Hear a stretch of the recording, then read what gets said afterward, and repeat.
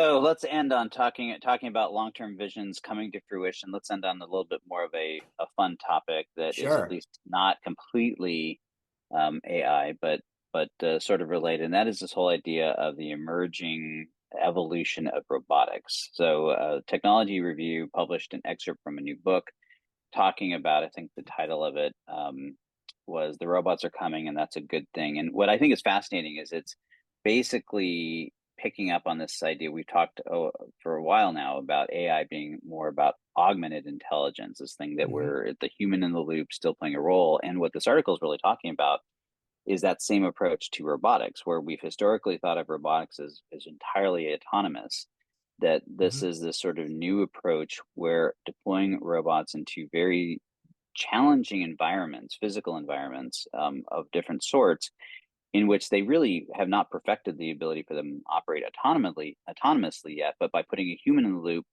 and to sort of guide and interact like a partner with them, they can now achieve these amazing Hmm. things.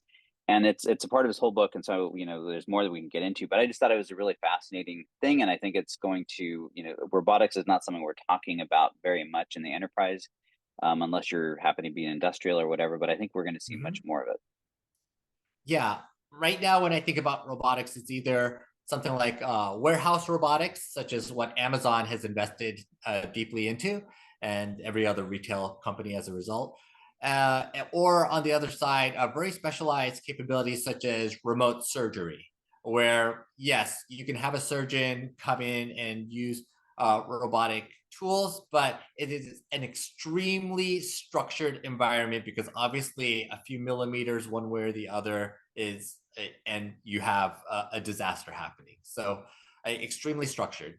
But I loved some of the examples in this article. One was creating a robot that could imitate cockroaches. Another example was imitating fish to look at the deep sea. The sea makes up 70% of the planet, and yet we have almost no idea what happens there because it's so difficult to look underwater, to be part of that underwater ecosystem, or to deal with deep sea environments where you have multiple atmospheres of pressure that would crush a standard robot or decoy or camera or what have you. So we have to build these specialized robots to be able to look at something that would happen there. And I think that's a fascinating idea that we could use robots to augment our visual capabilities, our tactile capabilities, our sensory capabilities, and interact with environments that we otherwise would not be able to do. I think, and from a practical perspective, thinking about field service or environmental concerns as a starting point, there's just so much I, there. I think to me it was one of these things that just started to scratch the surface. So in the case of Mhm. like the fish, they were talking about being able to study them without disrupting their behavioral patterns, which a human would do as an example. So I think there's those sort of situations. And honestly, the same thing would apply in the case of like market research, right? If you can Mhm. somehow have something that integrates into an environment and can observe a complex interaction without disrupting it. And that's hard to do. I think one of the other examples was is I can't even imagine. They talked about a cold room that was, I think, negative 40 degrees, and that even in a cold suit, it was just too cold for a human to stay in for Mhm. more than a few minutes.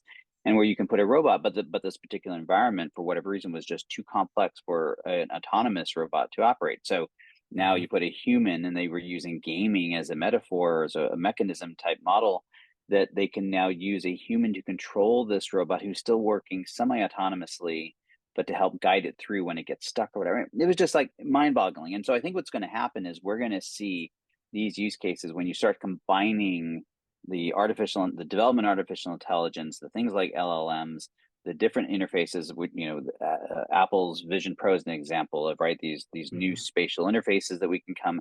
You start combining all this coming together with this new innovation in robotics, and I think it's going to, we're on the cusp of, I think, some really interesting things. And I don't really know what the impact's going to be at the enterprise level in any great detail, but my light bulb just started going off. There's going to be impact. It's like, and whoever figures it out first is going to have advantage. So I was like, okay, we need to dig deeper into this. Yeah. Back when I started my analyst career about 15 years ago. So back in the day, there's this emerging world of telepresence robots that never really went anywhere, but they were kind of human height robots with wheels on them that kind of looked like a Segway, and they could roll around, and they had a camera kind of at chest level to be able to look at stuff. And the idea is that these telepresence robots could kind of walk around and be an avatar for people. And it didn't work partially because the bandwidth was a little spotty, partially because wheels weren't really great for walking around the office and going up and down stairs, or for handling doors, or for doing some very basic things that you would need to do as a human being to be able to move around very well. And it didn't seem extremely trustable, honestly, to talk to a broomstick on wheels and have a human experience. So, all sorts of reasons that those telepresence robots never really took off. But you could see how some of the lessons learned from that could be used to understand workplace environments and user experience to a greater degree. So, taking a step back to when you were talking about application adoption early on, when we were talking about SaaS, one of the challenges with SaaS adoption and application adoption is understanding how an app is used in context of the processes or the projects or the working environment that a person is in. Right now, that's a kind of a challenge to us because we don't really understand when an app gets chosen for a specific use case without either a lot of ethnographic research or hovering over an employee, which is not a super comfortable environment for anybody. And if there's a way to be able to take that combination of keystrokes and camera and larger working environment and outputs and goals and put it all together into a user environment, that might be an interesting robot of sorts. And it's going to look very different from simply the creating a specific human-sized or animal-sized robot, but it is the type of robotic management that we might need to create that UX that ultimately results in that better Slack or that better adopted SaaS app at the end of the day. Yeah, and I do think that's sort of maybe the big message as we sort of tie all these different pieces together, and that is that it's really about how do you look at all of these emerging technologies and adapt them? How do you figure out all the pieces that you can to bring to bear within your organization to create advantage? And it's a complex thing. There's all these moving pieces and parts, and literally every single thing we talked about is affecting the enterprise in various ways and to varying degrees.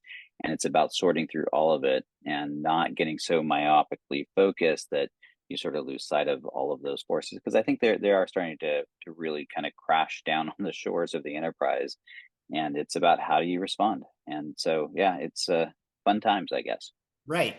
And we talk about this for a reason. We talk about robotics, Vision Pro, metaversey things, not because they are cool tech. Like I really don't care about cool tech all that much, to be quite honest. But the CIO office has to look at these in conjunction with getting work done, keeping employees engaged, and making data and information and analytic outputs easier to integrate into processes at the end of the day. That's the part that is business cool. That's the part that we are interested in. That's why we talk about this stuff at the end of the day, because these are things that we have to consider for our near-term and long-term investments.